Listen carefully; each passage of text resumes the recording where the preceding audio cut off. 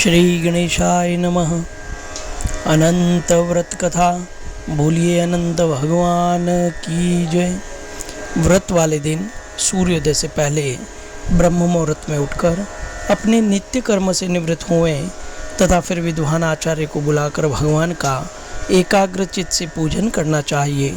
श्रद्धापूर्वक पंचामृत से स्नान कराकर भगवान को नैवेद्य अर्पण करें।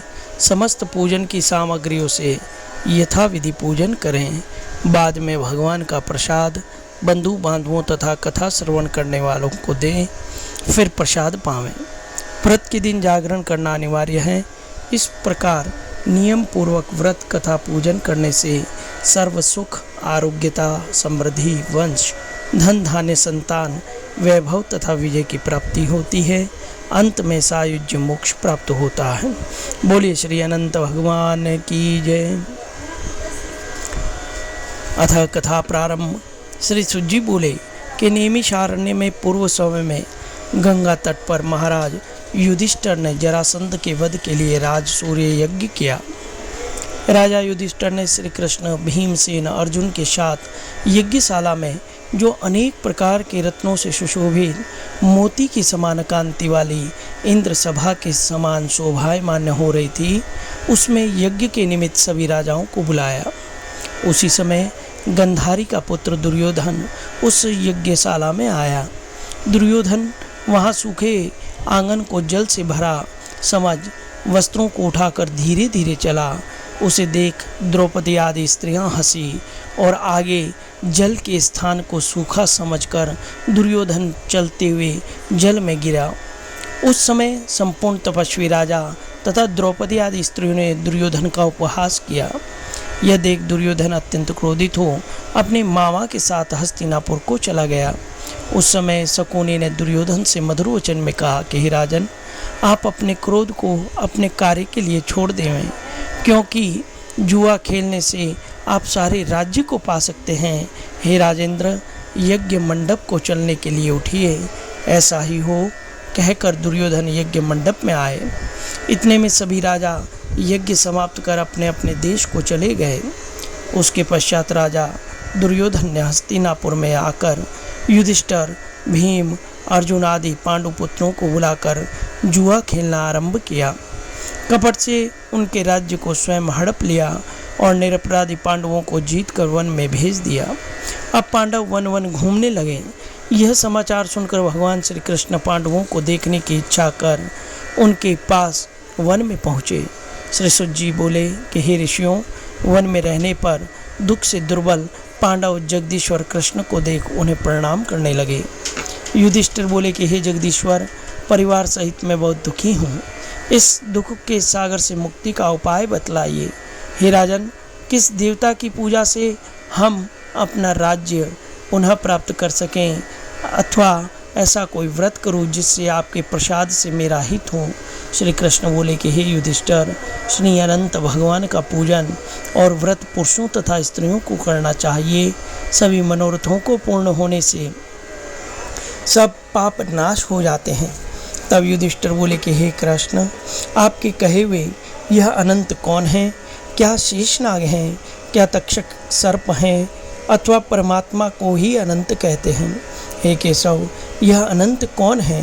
कृपा कर हमें यथार्थ कहिए। श्री कृष्ण बोले कि हे युधिष्ठिर, अनंत रूप मेरा ही है। सूर्यादि ग्रह, यह आत्मा जो कहे जाते हैं, पल विपल, दिन रात, पक्ष मास, ऋतु, वर्ष, युग, यह सब काल कहे जाते हैं, और जो काल कहे जाते हैं वही अनंत कहा जाता है। मैं वही कृष्ण हूँ जो पृथ्वी का भार उतारने के लिए अवतार धारण किया है और दुष्टों का नाश, साधुओं की रक्षा करने को वासुदेव के वंश में उत्पन्न हुआ हूँ। आदि मध्य अंत कृष्ण, विष्णु, हरि, शिव, बैकुंठ, सूर्य, चंद्र, सर्वव्यापी ईश्वर तथा सृष्टि जो नाश करने वाले विश्व रूप, महाकाल इत्यादि रूपों को मैंने अर्जुन के ज्ञान के लिए दिखलाया था। योगियों के ध्यान करने योग्य और संसार रूपी अनंत, जिसमें 14 इंद्र हैं, 8 वसु हैं, 12 सूर्य हैं, 11 रुद्र हैं और नारद आदि 7 ऋषि हैं। समुद्र, विंध्याचल आदि पर्वत, गंगा आदि नदी, वृक्ष, नक्षत्र, दशो दिशाएं, भूमि, पाताल, भूलोक, भूर्लोक इत्यादि लोक हैं। हे युधिष्ठिर, ये सब मैं ही हूँ, इसमें कोई संदेह नहीं। युधिष्ठिर बोले कि हे विद्वानवर, अब आप अनंत व्रत का महात्म्य और विधि कहिए तथा अनंत व्रत का अनुष्ठान करने वाले प्राणी को क्या पुण्य होता है और उसका क्या फल मिलता है, सो कहिए, मैं यह सब जानना चाहता हूँ। पूर्व काल में यह अनंत व्रत किसने किया, मृत्युलोक में किसने प्रकाशित किया, यह सब विस्तार से कहिए। श्री कृष्ण जी बोले कि हे युधिष्ठिर, पहले सतयुग में एक सुमंत नाम का ब्राह्मण था। उसने वशिष्ठ गोत्र में उत्पन्न हुए भृगु की सुंदर कन्या दीक्षा का वेदोक्त विधि से विवाह किया। थोड़ा समय बीतने पर उसके गर्भ से अनंत सुलक्षणों वाली कन्या उत्पन्न हुई। वह सुशीला शील नाम वाली कन्या पिता के घर बढ़ने लगी। उसी समय शीला की माता ज्वर से पीड़ित हो पवित्र नदी के गिरकर मर गई। उसके पश्चात सुमंत ने ब्राह्मण की कन्या, जिसका नाम कर्कशा था, विधि पूर्वक विवाह किया। दुष्ट स्वभाव कर्कशा नित्य ही झगड़ा करने वाली थी। उसकी सौतेली शीला नाम की कन्या अपने पिता के घर में भीत और खंभों पर देहली पर चित्रकला में तोरण आदि में चतुर हुई। नीले, पीले, सफ़ेद, काले इत्यादि रंगीन चित्र विचित्र से सतिये, शंख, कमल बारंबार बनाया करती थी। इस प्रकार बहुत काल व्यतीत हुआ और इस प्रकार वो कौमार्या अवस्था वाली शीला पिता के घर में बड़ी हुई। स्त्रियों की युवावस्था चिन्ह से युक्त शीला को देख सुमंत ने चिंता की कि वह कन्या मैं किसको दूं। इस विचार से दुखी हुआ। उसी समय वेद जानने वालों में श्रेष्ठ, स्त्री की इच्छा करने वाला, कांति युक्त मुनियों में श्रेष्ठ कौंडिन्य ऋषि वहाँ आए और बोले कि हे सुमंत, तुम्हारी सुंदर कन्या शीला को मैं वरण करना चाहता हूँ। तब सुमंत ने शुभ दिन में श्रेष्ठ मुनि से कन्या का विवाह कर दिया। एक धर्म पुरुष कौंडिन्य नामक ऋषि के लिए कन्या का विवाह कर दिया और श्री कृष्ण बोले कि हे युधिष्ठिर, गृहस्थ सूत्र में कही हुई विधि से विवाह किया और उस समय मांगलिक शब्द किए गए। स्त्रियों ने मंगल गान किया, ब्राह्मणों ने स्वस्ति वाचन किया, बंधुजनों ने तुम्हारी जय हो घोष किया। एवं यह विवाह कर्म संपन्न होने पर अपनी पत्नी कर्कशा से उसने कहा। सुमंत बोले कि हे प्रिय, दामाद को संतोष के लिए कुछ दहेज देना उचित है। ऐसे वचन सुनकर कर्कशा ने क्रुद्ध हो अपने घर के संपूर्ण पदार्थों को एकत्र कर उन्हें एक पेटी में बंद कर अपने पिता के घर जाने को कहा और भोजन से बचे हुए पदार्थ मार्ग में भोजन के लिए रख दिए। सुमंत से बोले कि घर में धनादि का कुछ भी नहीं है, अगर जो हो तो देख लो। हे युधिष्ठिर, ऐसे वचनों को सुन वह महादुखी हुआ। विवाह के पश्चात कौंडिन्य अपनी शीला को रथ में बिठाकर वहाँ से धीरे धीरे चले। मार्ग में पुण्य रूपा यमुना नदी को देख उसके किनारे रथ खड़ा कर नित्य कर्म करने को चला दिए।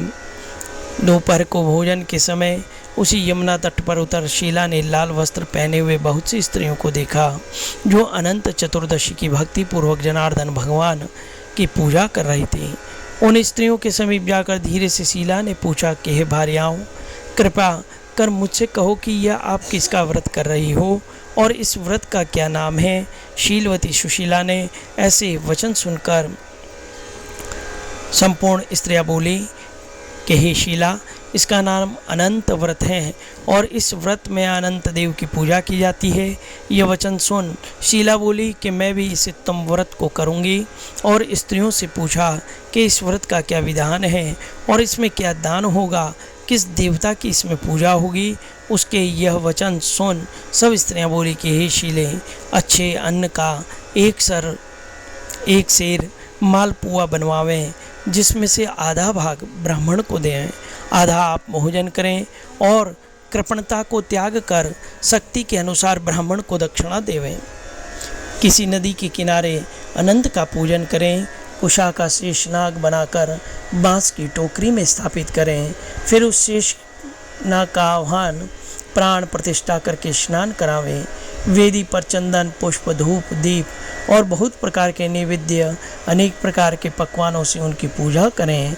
उस शेष के आगे कुमकुम के रंग से और चंदन के रंग से रंगे हुए 14 गांठ लगाकर उस डोरे का पूजन कर पुरुष अपने दाएं हाथ में, स्त्रियां अपने बाएं हाथ में बांधते समय यह कहे कि हे वासुदेव, इस संसार रूपी सागर में डूबते हुए मेरा उद्धार करें।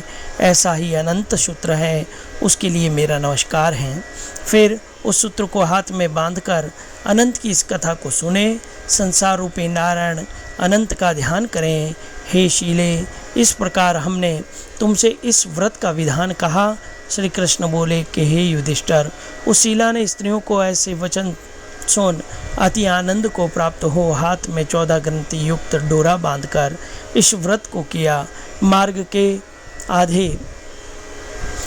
के अर्थ में जो भोजन दिया गया था आधा ब्राह्मण को खिलाया, शेष आप दोनों भोजन कर आनंद से पति के साथ बैलगाड़ी में बैठ घर गई। उस समय से शीला को व्रत का प्रभाव मालूम हुआ। अब अनंत व्रत करने से गौ, धन, लक्ष्मी से उसका घर परिपूर्ण हो गया। अतिथि के सत्कार में शीला सदा लगी रहती। माणिक्य, स्वर्ण, मोतियों के हारों से सुसज्जित हो गई। देवताओं की स्त्रियों के समान धन पुत्रादि से युक्त हो, सावित्री के समान पतिव्रता हो, पति के साथ आनंद से रहने लगी। किसी समय उसके पति ने शीला के हाथ में अनंत का डोरा बंधा देख और पूछा कि हे शीले, इस डोरे को तूने क्या मुझे वश में करने के लिए बांधा है? सत्य कह, किसके अर्थ ये डोरा तूने धारण किया है? शीला बोली कि हे स्वामी, जिसके प्रसाद से मनुष्य श्लोक में धन, धान्यदा आदि संपदाओं को पाते हैं, उसी अनंत के डोरे को मैंने धारण किया है। शीला के ऐसे वचन सुनकर उसके पति कौंडिन्य ऋषि ने लक्ष्मी के मद में अनंत के डोरे को तोड़ डाला और बोला, यह अनंत कौन है? उस मूढ़ ने डोरे को जलती हुई आग में डाल दिया। तब हाय हाय कर दौड़ती हुई शीला ने अनंत सूत्र को अग्नि से निकालकर दूध में डाल दिया। इन कर्मों के फल से कौंडिन्य के सभी ऐश्वर्य नष्ट हो गए। चोर उसकी गायें चुरा ले गए, आग से उसका घर जल गया। जो पदार्थ जिस प्रकार आया उसी प्रकार से चला गया। अपने स्वजनों से कलह, बंधुओं से नित्य प्रति झगड़ा होने लगा। उसी अनंत के डोरे को तोड़ने से घर में दरिद्रता आ गई। भगवान बोले कि हे युधिष्ठिर, उससे कोई मनुष्य बोलता भी नहीं था। शरीर से अत्यंत दुखी होकर बोला कि हे शीले, मुझे अकस्मात ये शोक होने का क्या कारण है? मेरा सब धन नष्ट हो गया, कोई मुझसे बात नहीं करता, देह में नित्य प्रति पीड़ा होती है। हे शीले, मुझसे क्या अपराध हुआ और क्या करने से मेरा कल्याण हो सकता है? पति के ऐसे वचन सुन शीला बोली कि हे स्वामी, आपने जो अनंत के डोरे का आक्षेप किया उसी के पाप का ये फल है। हे महाभागों, भविष्य में द्रव्यादि सभी होंगे, परंतु उसके लिए उपाय करो। शीला के वचन सुन वह अति दुखी हो तप करने का संकल्प ले वन में जा आयु भक्षण करके तप का विचार करने लगा। ऐसे जगदीश्वर अनंत का दर्शन, जिसकी प्रसन्नता से द्रव्यादि पदार्थ मिलते हैं, उनके आक्षेप से नष्ट हो जाते हैं, कहाँ पर मिलेंगे? धनादि पदार्थ होने के सुख दुख से यह विचार करता हुआ वह निर्जन वन में घूमने लगा। वहाँ उसने फलों से संपन्न वृक्ष देखा जिसमें कीड़े पड़ गए। यदि कौंडिन्य ने वृक्ष से पूछा कि तूने किसी स्थान में अनंत देव को देखा है? हे सज्जन, देखा हो तो मुझे बताओ, क्योंकि उन्हें न देखने से मेरे चित्त में बड़ा ही दुख हो रहा है। यह सुन वृक्ष ने कहा कि हे कौंडिन्य, मैंने अनंत को कहीं नहीं देखा। ऐसे उत्तर को सुनकर कौंडिन्य ऋषि महादुखी होकर आगे को चले। श्री कृष्ण बोले कि हे युधिष्ठिर, अनंत के दर्शन की लालसा करते हुए ऋषि ने वन में इधर उधर घूमते हुए बछड़ों सहित गौ को देखकर उसने गाय से पूछा कि हे धेनु, तूने अनंत को देखा हो तो बता। यह सुन गाय ने कहा कि हे द्विज, मैंने अनंत को कहीं नहीं देखा। आगे चलकर एक बैल को देखा।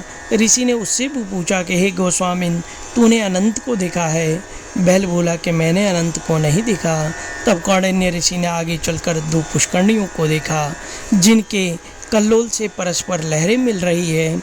कमल कुमुदुनी बहुत प्रकार से शोभा दे रहे हैं और भ्रमर, हंस, चकवा, सारस, बगला जाति के पक्षी क्रीड़ा कर रहे हैं। उस कौंडिन्य ने पुष्करनियों से पूछा कि तुम दोनों ने अनंत को देखा है? ये सुन पुष्करनियों ने उत्तर दिया कि हे द्विज, हमने अनंत को नहीं देखा। आगे चल उसने गधा हाथी को देख उनसे पूछा कि तुमने अनंत को देखा है? तो उनसे भी संतोषजनक उत्तर न मिलने पर उसकी आशा नष्ट हो जाने से वह वन में बैठ गया। हे युधिष्ठिर, कौंडिन्य जीवन की आशा को छोड़कर विहल हो और बहुत ही गर्म श्वास छोड़ता हुआ पृथ्वी पर गिर पड़ा। थोड़े समय में सावधान होने पर हे अनंत, ऐसा कहते हुए कौंडिन्य ने उठकर संकल्प लिया कि अब मैं अपने प्राणों को छोड़ दूंगा। हे युधिष्ठिर, तब वृक्ष पर मरने के लिए उसने फांसी डाली। तभी अनंत भगवान प्रत्यक्ष होकर आ गए। ब्राह्मण का रूप धारण किए हुए अनंत ने कहा कि हे द्विज, इधर आओ, और उसका दाहिना हाथ पकड़कर पर्वत की गुफा में चले गए। वहाँ सुंदर स्त्री पुरुषों युक्त उस ऋषि को अपने पुरी को दिखाया। वहाँ पर दिव्य सिंहासन पर बैठ शंख चक्र गदा पद्म गरुड़ सहित विश्वरूप अपने विभूतियों के भेदों से अधिक तेज और कौस्तुभ मणि सहित वनवाला धारण किए हुए भगवान विराजमान थे। उन देवताओं के देव जो किसी से न पराजित होने वाले उस विश्वरूप को कौंडिन्य ऋषि देख कर उनकी स्तुति करने लगे। हे पुंडरीकाक्ष, मैं पापी हूँ, पाप कर्म करने वाला हूँ और पापात्मा हूँ। मैं पाप से उत्पन्न हूँ।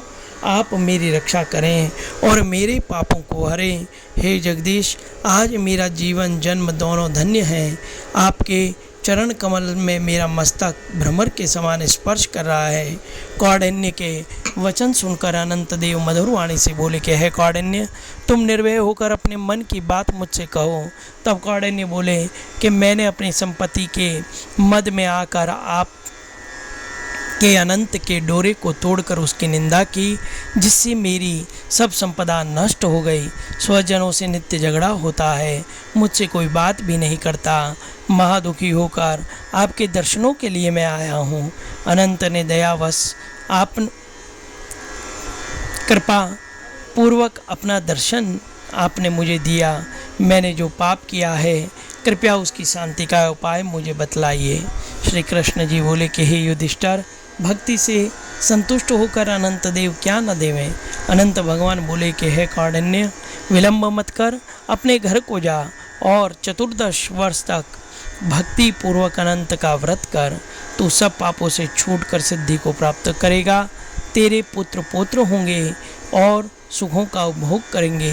अंत समय में मेरा स्मरण होगा और पीछे निसंदेह अमर पद को प्राप्त होगा। संपूर्ण लोगों के उपचार के लिए मैं तुमको और भी वर देता हूँ।